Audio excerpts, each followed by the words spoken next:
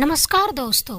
एक महिला चिकित्सक जिसका नाम मानसी था, महिलाओं की डिलीवरी करवाने वाले विभाग में वह काम करती थी। उसकी जिम्मेदारी थी कि गर्भवती महिला की अच्छे से देखभाल करे और जब बच्चा पैदा हो जाए तो माँ और बच्चा राजी खुशी अपने घर चले जाए। कभी कभी कोई केस बिगड़ भी जाता जिसे उन्हें वे बड़े अस्पताल में ट्रांसफर कर देती थी। एक दिन डॉक्टर मानसी के पास कोई केस न था। वह एक किताब पढ़ने बैठ गई थी। तभी एक पुलिस वाला एक औरत को सहारा देता हुआ वहां आया। औरत को देखते ही डॉक्टर मानसी समझ गई कि यह एक डिलीवरी केस है। थोड़ी ही देर में अस्पताल की खाना पूर्ति कराकर वह पुलिस वाला अंदर आ गया। डॉक्टर मानसी ने अपनी साथी नर्स को इशारा किया। औरत बड़ी तकलीफ में थी। मानसी उसकी जांच पड़ताल में लग गई। एक सादे से कागज पर कुछ दवाइयां लिखकर उसने पुलिस वाले को दे दिया और वह पुलिस वाला दवाइयां ले भी आया। उसका नाम कमल सिंह था। उसकी पत्नी का नाम सरोज था। वह बेचारी पसीने से नहाई हुई बड़ी तकलीफ में थी। फिर 1 घंटे के बाद मानसी के हाथ में एक अजीब सा बच्चा आया, यानी सरोज के गर्भ से एक अजीब बच्चे का जन्म हुआ। ऐसा बच्चा उसने कभी न देखा था। उसकी 2 आँखों की बजाय 1 आँख थी और वह भी माथे पर। सभी अंग उसके टेढ़े मेढ़े थे। जन्म के तुरंत बाद वह डॉक्टर मानसी की तरफ मुस्कुरा कर देख रहा था, जैसे कोई समझदार बच्चा देख रहा हो। वह जरा भी नहीं रोया। साथ ही नर्स भी बच्चे को हैरत भरी नजरों से देख रही थी। अक्सर उनके पास ऐसे केस आते रहते थे जिनमें किसी बच्चे की टांगें जुड़ी होती, किसी के 2 धड़ होते, किसी बच्चे के हाथ शरीर से जुड़े होते। इस तरह के बच्चे कुछ समय तो जीवित रहते, फिर मर जाते थे, मगर इस तरह का बच्चा उन्होंने पहली बार देखा था। इसलिए मानसी थोड़ा डर भी गई थी। तभी मानसी कमल सिंह के बच्चे को लेकर बाहर आ गई और उसको दिखाने लगी। कमल सिंह ने जैसे ही अपने बच्चे को देखा तो वह फूट फूट कर रोने लगा। डॉक्टर मानसी ने उसे कहा, हिम्मत से काम लो, रोने से कुछ नहीं होगा, इसमें तुम्हारा क्या दोष है। कमल सिंह रो रो कर कहने लगा, सारा कसूर मेरा ही है डॉक्टर साहिबा, ये भगवान ने मुझे सजा दी है। डॉक्टर मानसी ने कहा, किस बात की सजा। वह कहने लगा, जब मुझे पुलिस में नौकरी मिली थी मैं अपने आपको राजा समझ बैठा था। दोषियों से दोस्ती करना और कमजोर निर्दोषों से जोर जबरदस्ती रुपए ऐंठना मेरी दिनचर्या बन गई थी। मेरे अफसर भी इसलिए खुश थे क्योंकि मैं उनको कमा कर देता था। कमा कर देने वाले कर्मचारी मर्जी की नौकरी करते हैं और यही मेरे साथ हो रहा था। अफसरों का चहेता बनकर मैं कोई ऐसा मौका नहीं जाने देता जिसमें मुझे रुपया मिले।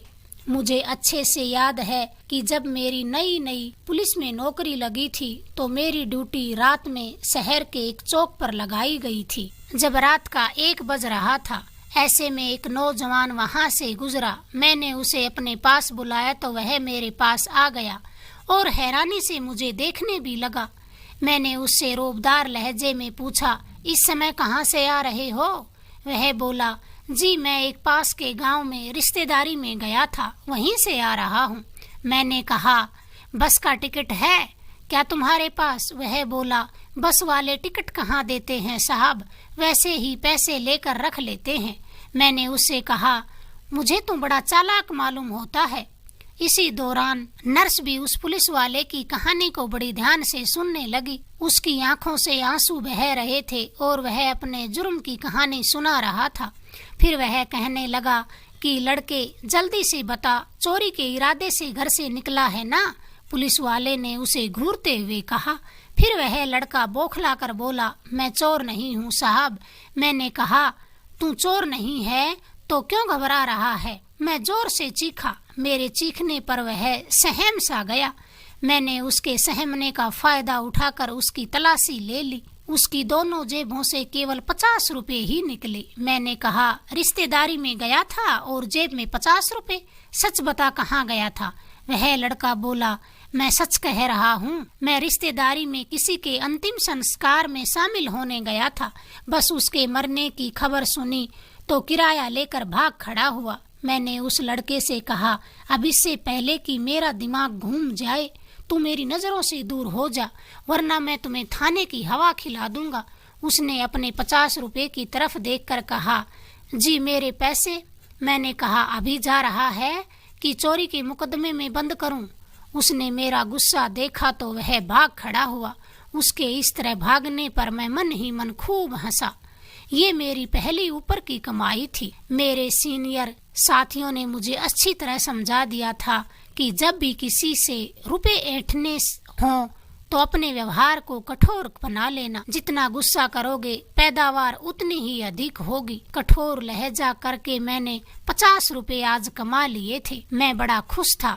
अब तो जहां मेरी ड्यूटी लगती, लोगों को बहाने बहाने से तंग करके उनकी जेबों से रुपए निकलवाने लगा था। मैं खुद भी थाने में देखता था कि दूसरे पुलिस वाले कमजोरों पर किस तरह जुल्म करके उनसे रुपए ऐंठते हैं। तरह तरह से उन्हें तंग किया जाता है। उनके परिवार वाले उन्हें इन सभी झमेलों से बचाने के लिए रुपए इकट्ठा करके लाते हैं और पुलिस वालों को रिश्वत के तौर पर दे करके अपने नाते रिश्तेदारों को छुड़वा कर ले जाते हैं। इन सब बातों का जितना मुझे पता चलता गया, मैं उतना ही कठोर होता गया। मैंने कभी किसी पर दया नहीं की, बस अगले की जेब पर मेरी लालची निगाहें लगी होती थी। उन रुपयों में मेरे अफसरों का भी हिस्सा होता था। मेरे अफसर मुझे ऐसी जगह ड्यूटी लगाते जहां पैदा अच्छी होती थी। नाजायज कमाई जब आती है तो वह अपनी वापसी का रास्ता भी निकाल ही लेती है। जुआ, शराब जैसी बुराइयां मुझ में आती चली गई। दोस्तों के साथ अयासी करना मेरी दिनचर्या का हिस्सा बन गया था। रिश्तेदार मुझे शक की नजरों से देखते कि मामूली पुलिस वाला है और खर्चे रईसों जैसा करता है। कभी कोई इस बारे में मुझसे पूछता तो मैं कह देता, क्या करें भाई, महंगाई इतनी है कि गुजारा मासिक वेतन से होता ही नहीं, इसलिए ऊपर की कमाई करनी पड़ती है। दिन बड़े मजे में गुजर रहे थे। जेब हमेशा नोटों से भरी रहती थी। आए दिन पार्टियां करता, उन पार्टियों में दिल खोलकर खर्च करता, जिसके कारण मेरी जेब अब खाली रहने लगी थी। फिर भी मैं परेशान न हुआ, क्योंकि कभी कभी इतना रुपया हाथ लगता कि सारा कर्जा एक झटके में उतार देता था। दोस्तों से कर्जा लेता तो वे बड़े खुश होकर मुझे कर्जा दे देते थे, क्योंकि वे भी खुलकर मेरे साथ ऐश करते थे। मैं उन्हें इसलिए मुफ्त में ऐश कराता क्योंकि वे सदा मेरा गुणगान करते थे। उनकी चीकनी चुपड़ी बातें मुझे बड़ी अच्छी लगती थी। एक समय ऐसा भी आया कि मेरे खर्चे ज्यादा होने लगे थे। अब मैं अपने अफसर को कम रुपए ही दे पाता, इसलिए वह मुझसे थोड़ा नाराज रहने लगा था। मेरी पूरी कोशिश थी कि एक झटके में अच्छे से रुपए मिल जाएं। फिर एक रात अस्पताल से थोड़ी दूर एक चौराहे पर मेरी ड्यूटी लगी थी। रात का दूसरा पहर था। फिर एक लड़का मोटरसाइकिल पर आता हुआ मुझे दिखाई दिया तो मैंने उसे रोक लिया। वह मोटरसाइकिल के रोक करके मेरे पास आया। मैंने उससे रौब से पूछा, इस समय कहाँ से आ रहे हो? वह बोला, मैं अपने घर से आ रहा हूँ। मेरी पत्नी का ऑपरेशन से बच्चा होने वाला है। डॉक्टर ने पहले रुपए जमा कराने की बात कही है, बस वहीं लेने के लिए गया था और अब उस सामने वाले अस्पताल में जा रहा हूँ। उस लड़के ने एक ही सांस में सारी बात कह दी। मैंने उसे गुस्से से कहा, मुझे तो तुम चोर दिखाई दे रहे हो। वह घबरा कर बोला, आप कैसी बातें करते हैं? उस लड़के ने साथ साथ मुझे गुस्से से भी देखा। उसका यूं गुस्सा करना मुझे बिल्कुल अच्छा नहीं लगा, क्योंकि गुस्सा करना सिर्फ पुलिस वालों का हक है, लोगों का नहीं। मैंने उसे रौब से कहा, तलाशी दो, इसका फैसला अभी हो जाएगा। वह बोला, मैं तो पहले ही कह रहा हूँ कि घर पर रुपए लेने के लिए गया था, अस्पताल में जमा कराने हैं, फिर तलाशी से फैसले का क्या मतलब है? मैंने उसकी जेबों में हाथ मारा तो एक साथ 25,000 रुपए मेरे हाथों में आ गए। उसके जवाबों से मैं थोड़ा डगमगाया, मगर व्यवहार को फिर मैंने कड़क ही रखा। फिर मैंने रौबदार लहजे में कहा, मैं सही कह रहा था, ये चुराए हुए पैसे ही हैं। चलो अभी थाने चलो, सब सच सच वहाँ तुम जरूर बोल दोगे। वह गिड़गिड़ाने लगा, ये रुपए मैंने अस्पताल में जमा कराने हैं, यकीन न हो तो मेरे साथ चलो। फिर मैंने अपनी रिवॉल्वर निकाल कर तान दी और कहा, तुम्हारा तो दिमाग ठीक करना ही पड़ेगा। वह घबरा कर बोला, ये आप क्या कह रहे हैं? मैंने कहा, अब मैं गोली चलाऊंगा और तेरी लाश को सामने गंदे नाले में फेंक दूंगा। वह बोला, नहीं, ऐसा मत करना, मुझसे गलती हो गई है, मुझे जाने दे, मेरी पत्नी अस्पताल में मेरी राह देख रही होगी। मैंने फिर रौब जमाकर कहा, जल्दी निकलो यहाँ से, आगे से कभी किसी पुलिस वाले से मत उलझना। मैं तो तुम्हें जिंदा छोड़ रहा हूँ, मगर दूसरा पुलिस वाला तुम्हें जिंदा नहीं छोड़ेगा। उसने फिर कहा, जी मेरे पैसे? मैंने कहा, अगर जिंदा रहना चाहते हो तो भूल जाओ अपने पैसे को। उसने हाथ जोड़कर कहा, जी ऐसा जुल्म न करें, कहीं और से पैसे भी नहीं मिलेंगे।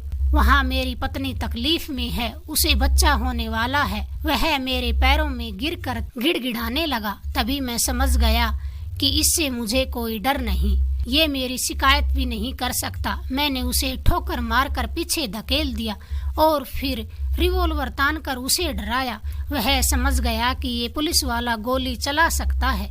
उसने कहा, मैं चला जाता हूँ, मगर मेरी पत्नी का इलाज। ऐसे कहते कहते रोते रोते वह वहाँ से चला गया। 25,000 रुपए की रकम आने पर मैं बड़ा खुश था। मैं सोच रहा था कि जल्दी से जल्दी ड्यूटी का समय खत्म हो जाए और मैं अपने घर जाऊं। वे 2 घंटे मैंने बड़ी बेचैनी से गुजारे। जब मैं अस्पताल के पास से गुजरा तो एक औरत को अस्पताल की गाड़ी में सुला रखा था और पास 2 औरतें जोर जोर से रो रही थी। साथ में वह लड़का भी वहीं खड़ा था जिससे मैंने 25,000 रुपए निकलवाए थे। मैं सारी बात तभी समझ गया। मेरा यहाँ ठहरना अब खतरे से खाली न था, इसलिए मैं तेज कदमों से वहाँ से आगे बढ़ा। रात जब फिर ड्यूटी पर आया तो मन में बड़ा डरा हुआ था कि कहीं उस लड़के ने मेरी शिकायत न कर दी हो, मगर ऐसा कुछ न हुआ।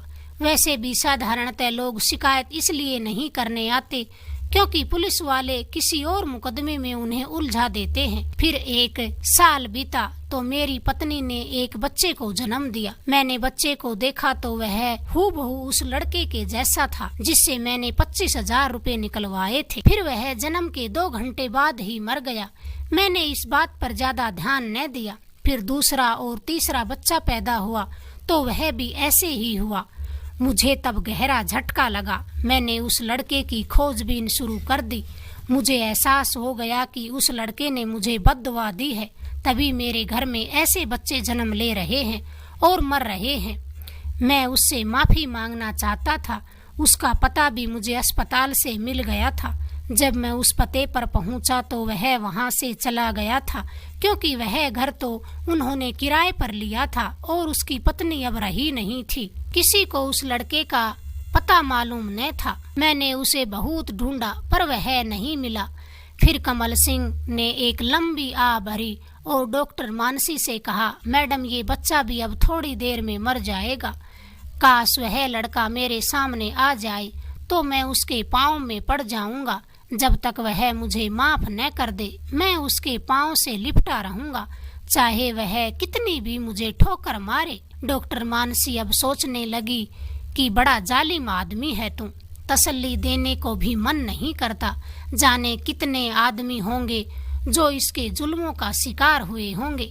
तभी डॉक्टर मानसी ने देखा पुलिस वाले का वह बच्चा भी मर चुका है। अगर आपको हमारी ये कहानी अच्छी लगी, प्लीज हमारे चैनल को लाइक करें, शेयर करें, सब्सक्राइब करें। धन्यवाद दोस्तों।